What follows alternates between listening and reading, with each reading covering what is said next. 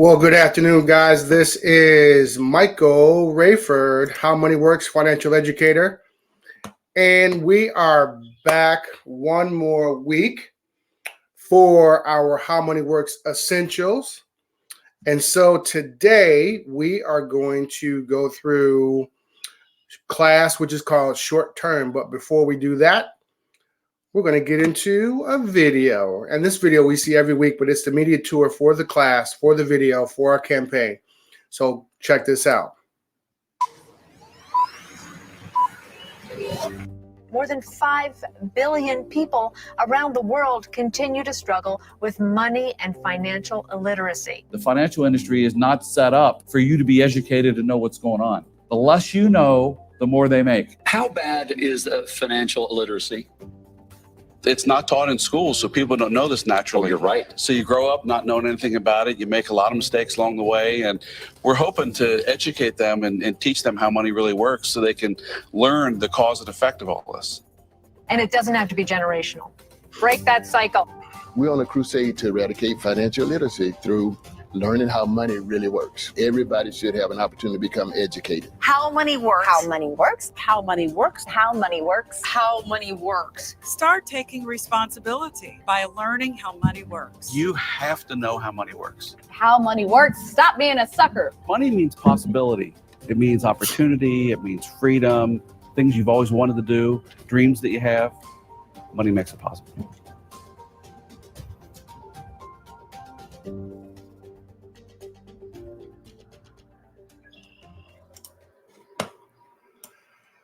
Well, it is always great to have you here with us today. Again, my name is Michael Rayford. I'll be your financial educator for the next half an hour. I'd also like to welcome you to our How Money Works Elements educational series, taught today on StreamYard. So this course is based on our groundbreaking book, How Money Works, Stop Being a Sucker. As of today, and it's probably more than that today, I should say, we have more than 500,000 copies in print. So I'm proud to say that that's quite a milestone for us. Now, How Money Works is the first financial education book that anyone at any age can enjoy and benefit from. So this book was written for a 14-year-old to comprehend, all the way up to someone who's maybe 100 years old, as long as they can read. And also, speaking of the number 100, the book has been featured on over 100 prominent TV shows, as you can see there, CNBC, CBS, ABC, and also Fox. The How Money Works book has also received a rare endorsement from our nonprofit, national nonprofit, the Heartland Institute of Financial Education. It has also been reviewed and referenced all over the World Wide Web, including the popular online financial publication, Make It by CNBC. You can also follow How Money Works on Instagram for practical tips and then also resources as well. If you haven't received a copy, again, and I'm sure you guys have not, because I've only sent one to your HR manager. But once we get done with this course, I can send each of you a copy of the book as well. So I want to make sure that you do get one. Now, our class today, titled Short Term, it's the fourth of 5 elements. So again, once you complete all 5 elements, you'll earn a certificate of completion signed by the author Steve Seabolt and also Tom Matthews, and also signed by myself. Also, students who attend at least one of the elements classes can take advantage of our free 30-minute consultation with one of our How Money Works experts, such as myself. We've been trained to help you chart a course to financial independence using the 7 money milestones. And this is a methodology that we take all of our students and clients through. So let's get into the class short term. So this element is all about what you can do right now today to get your financial house in order so you can enjoy more peace and confidence in the present. And also so you can start positioning yourself to build wealth for the future. Let's go ahead and jump on into this. So this is short term, and this is where you really start to strengthen your money today. So we're picking up where we left off with the 7 money milestones. Milestone number 3 is called creating your emergency fund. Now, we recommend that you save at least 3 to 6 months of your annual income to prepare for any unexpected expenses. Like, for example, unforeseen medical bills, home appliances breaking down, or having to replace one, whether it's a refrigerator, stove, microwave, dishwasher. These things do happen. But also hassles like major car repair fixes. And I'll attest to this. I had to get a new exhaust put on my car. I had to get new brakes put on my car. I went into the emergency fund, pulled the money out. Now the car is working. It didn't affect my savings account. So now all I have to do is remember to replenish the emergency fund. So the costliest, probably unforeseen situation would be unemployment. So a loss of income. So we definitely want to make sure that we've got that 3 to 6. If you can do, like, once you reach 3 to 6, shoot for 6 to 9. If you can do 6 to 9, then you want to aim for 9 to 12. So never stop at 3 to 6 if you can help it. Now, if you are currently living paycheck to paycheck, like many people are today, your emergency fund could be the insulation that separates you from a financial disaster if something does happen. So if you take a look at some of these samples of annual incomes and then how much you'll need to fit our 3 to 6 months income guideline. So there are 2 rules to create an emergency fund. Number 1, your emergency fund is only for unexpected emergency. That is it. It's not for gifts, getaways, BOGO sales, which are buy one, get one. It doesn't matter if it really depends on you. It can sit in your checking account or savings account or a separate account, as long as you're not tempted to use it for anything but a real emergency. And then rule number 2 is if you need to use your emergency fund to fix a car, replace a fridge, or pay, if you have kids, paying for braces, those type of things, don't hesitate to use the money because it's yours and that's what it's there for. Just make sure that afterwards you add back a little money every month or every 2 weeks until your emergency fund is fully funded again. I mean, you don't want to feel bad because you're using it because that's what it's for. And sometimes people get a little like, I don't want to use it because I've saved up this money. No, that's what you saved it for. That's what the discipline is for. Now, once you work with your financial professional to square away your proper protection, which we talked about last class, and your emergency fund this class, it's time to talk about managing debt. So this is milestone number 4. So before you can fully enjoy financial security and independence, you'll need to look at your spending habits, strive to reduce and eventually eliminate your debt. So, and this could be a couple different things. So our culture, we're consumers. We like to spend. We don't mind going in debt. But it is a perpetuation of, like, if everywhere you look, people are trying to get us to spend money. People are trying to get us to go in debt. And this is the way the sucker sees things. So it's instant gratification. That's what has to change. So I know it's a mouthful, but it's the truth. So there's no shame in admitting you struggle with debt, as it's one of the most common threats to having a sound financial future. But it's something we have to face. And it's best faced head on with the support of a financial professional, because this is where the real strategy comes into play. Now, the average American today has just under $29,000 in personal debt. That's not including a mortgage, and many have much more, and we know that. And don't forget, over half of Americans suffer from some kind of anxiety relating to debt, right? It will cause depression, frustration, anxiety. It'll affect relationships, right? And it just goes on and on. So when debt is removed, you can then enjoy life more fully and more freely. Like, you can do more things without having to think about, well, I got this bill that I have to pay next month, right? You can live a much freer life. Now, things have been hard with all that's been going on. The pandemic, loss of jobs, companies shutting down, restaurants shutting down, people quitting their job. So here are 5 tips to eliminate and stay out of debt. So number 1 is know what you owe. Like, you need to know your numbers. No more late payments. You can go after one debt at a time. Don't try to do too much at one time because it can be overwhelming. Stop charging and cancel unused subscriptions and consider refinancing your mortgage if you have one. So we'll dig into each tip starting right now with knowing what you owe.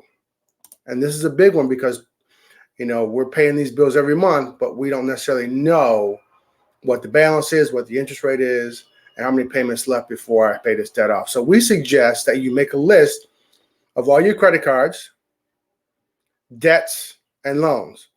Now, it might sound tedious because it is work. You have to be disciplined to do this. You have to sit down and put pen to paper. But you'll feel so much better when you have your arms around these numbers and information, especially as you see the debt starting to go down because you've been making consistent payments.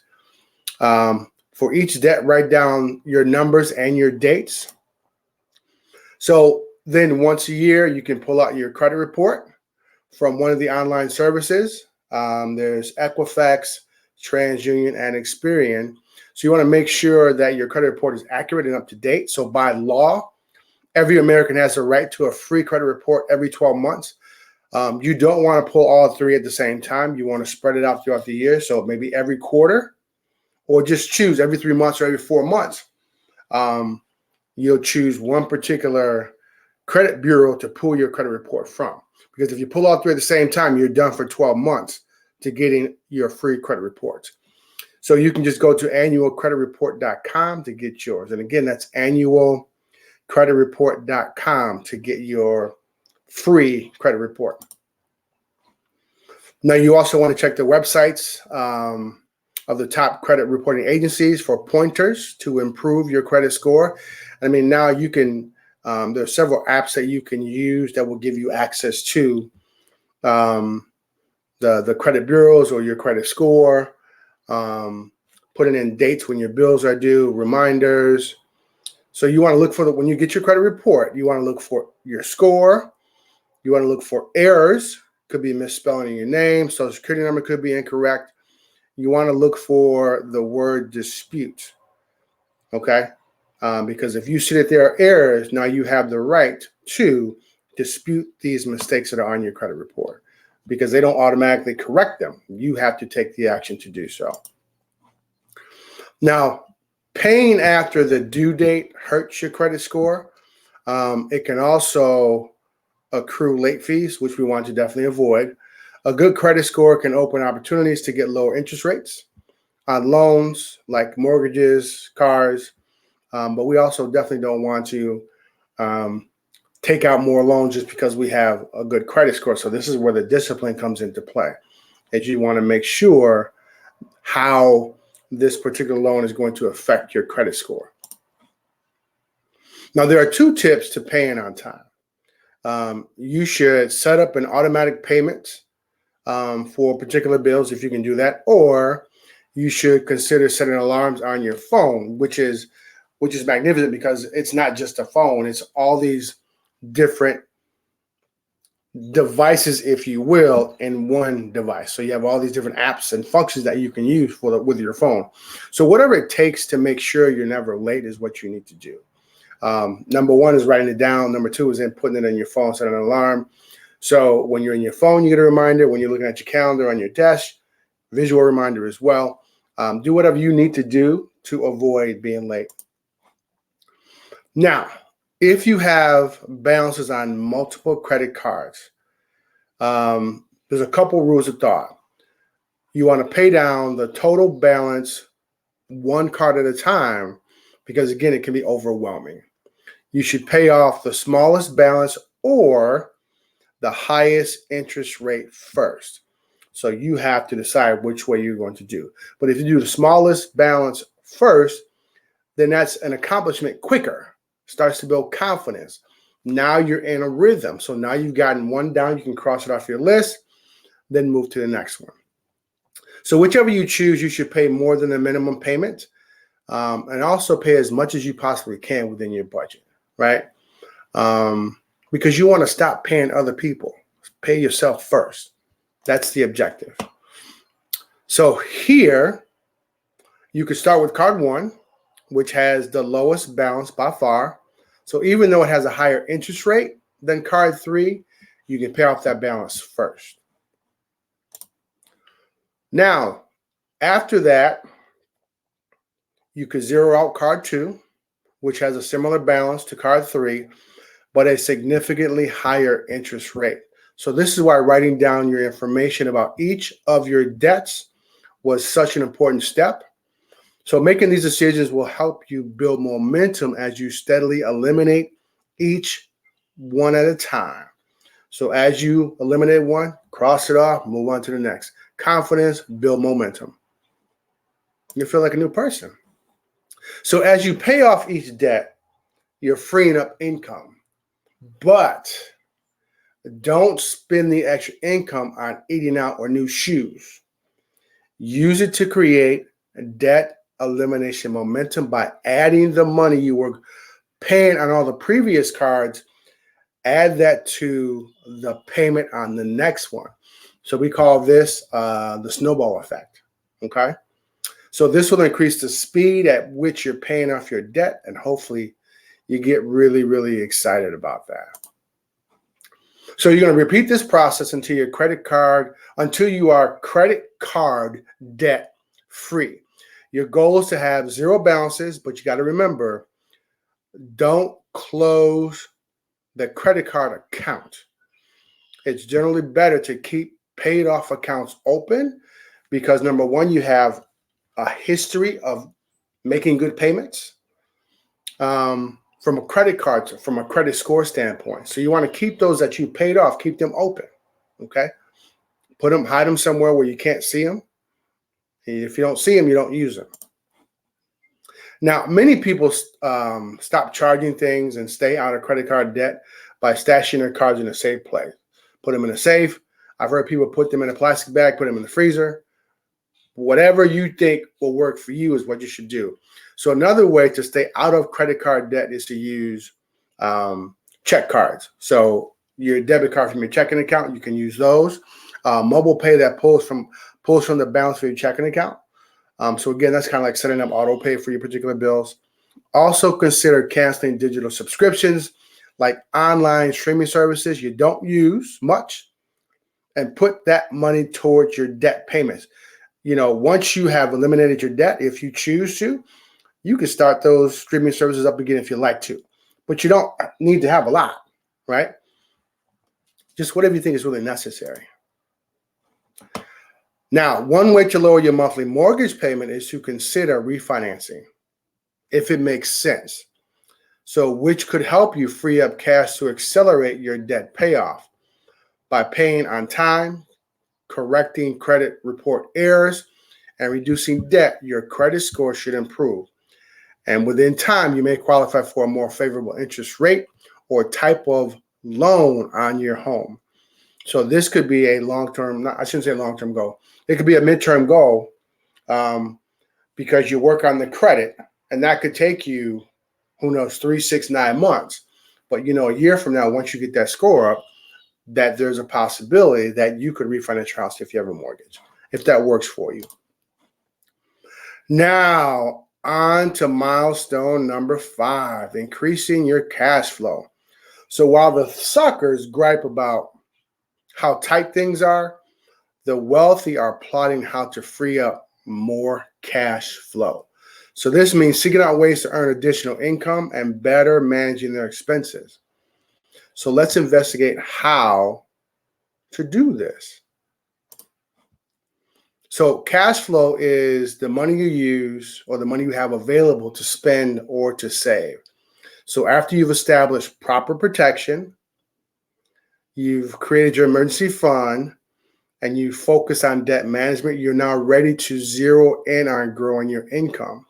So more income can accelerate everything you and your financial professional are working towards. So you've got this financial strategy laid out, and you can tackle it milestone by milestone. Remember, your eye is on milestone 6 and 7, but in between that, you're building and building and building for that long-term financial freedom. So this is one of our characters from the book. This is George. So you may feel like George, just like completely stuck with your budget and your finances. But after learning about the many options and ideas out there, almost everyone can find a way to get unstuck. You can create more cash flow. So let's look at ways you can get unstuck by finding your fire in the hole chili opportunity. So George, he decides to, and once you get the book, you can read more about this. But he starts selling this magnificent chili that he created. I mean, he makes good chili. So he starts selling it to create a cash flow opportunity. So here are a few things you can do to increase your cash flow. Number one, you want to definitely create and stick to a budget. You need to know what's coming in. You need to know what's going out. Developing a written game plan. Reduce your spending on expenses like car and home insurance. Reposition your savings. Drop, if you can, private mortgage insurance, also called PMI, on your mortgage if you qualify, because that's a situation where, depending upon how much you put down, you may or may not be required to keep private mortgage insurance on your mortgage. Always remember your financial professional. Again, would love to help you where it's needed. If not me, I have other individuals I work with. That's if you don't have someone you're already working with. But that professional can help guide you through these ideas and much, much more.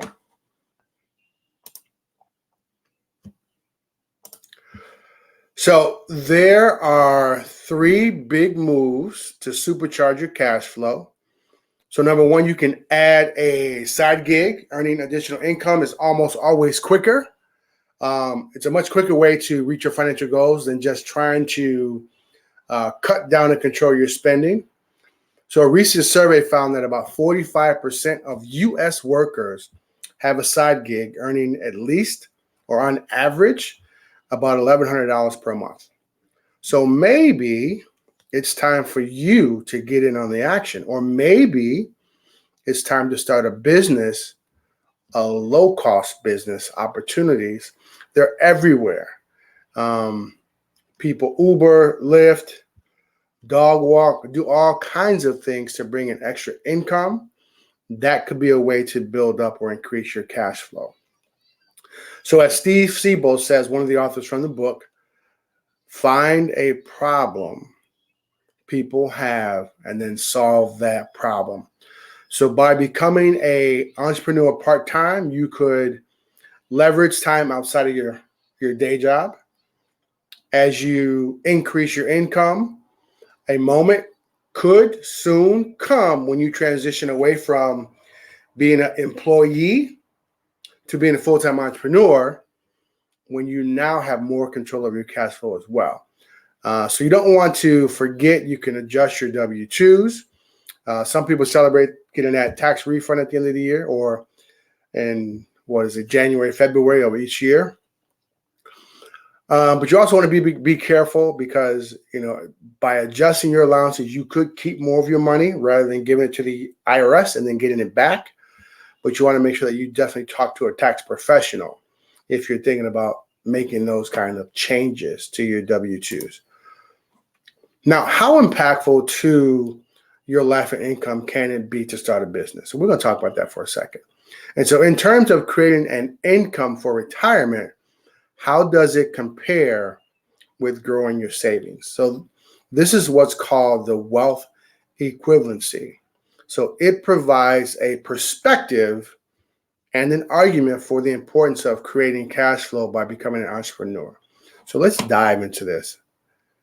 This is a fascinating concept if you've never heard of it before. So here's how wealth equivalency works. So how much would you have to have in an account that earns 5% annually as your return to equal the earning power of owning a business. Now, I'm going to say that again. How much would you have to place into an account which earns 5% annual return to equal the earning power of owning a business? So let's look at some of the numbers. So let's just say you earn $1,000 per month in your own business. So let's just say Uber. You're earning $1,000 a month. This is your business. That $1,000 a month is equal to having an account that has $240,000 in it, and you're earning 5% off of that account. So of course you say, well, where am I going to find 5% these days? Well, it's not going to be in your average bank account. So those averages are 0.09, which of course is not even 1%. So you're not going to find that in your average bank. So in an average bank, you would need to have about 1.3 million to pay you the same as what a business that pays you $1,000 per month. That's interesting. Now, which is more likely to happen first? You keep doing what you're doing today and earn enough for long enough to save 240,000 to 1.3 million. Like, how long would it take you to save that range? Or you learn a new business that helps you create $1,000 of monthly income. That's one of the best examples I've seen on how money works. So which is easier to do? Creating a business that earns you $1,000 a month, or saving until you have 240,000 to 1.3 million to earn that 5% interest annually? What if you build your business income up to 5,000 per month? You would need to have 1.2 million in an account that earns you 5% interest. That will be equal to the monthly income from your business. So see how the numbers work? If you're making 5,000 a month, that's equal to 1.2 million in an account. That's why you can't become a successful business owner long term without basic knowledge of how money works, like we're showing you today. I'm going to show you another example. As your business continues to grow, it becomes even more obvious that most people could never save enough to come anywhere close to the earning power of building a business. So you can see an example here. If your business was earning $10,000 a month, you need to have 2.4 million sitting in an account earning 5% interest. So starting a business is one of the best decisions that you could make when it comes to learning how money works. So in addition to teaching people how money works, we teach people how entrepreneurship works so they can really apply this knowledge to building a business that earns far beyond the amount their savings could earn. Knowledge is power, but even more powerful than knowledge is power. Applied knowledge is power. So especially when it comes to your money and your income. Ooh, this is some good stuff. Now, as you've heard me say before, our mission is to teach 20 million families how money works within the next decade. So that'd be 2032. We're going to eliminate financial illiteracy in every community. It's a huge undertaking, and it's going to require an army of thousands of how money works educators. We're looking for people all the time to help us teach these classes, and that's where you or somebody you know comes in. You guys are very valuable. I want you to know that. So we're at the end of, class just flies by, man, when you're giving all this great information. So we're at the end of today's Elements class. So continue to think about which concept resonated with you the most.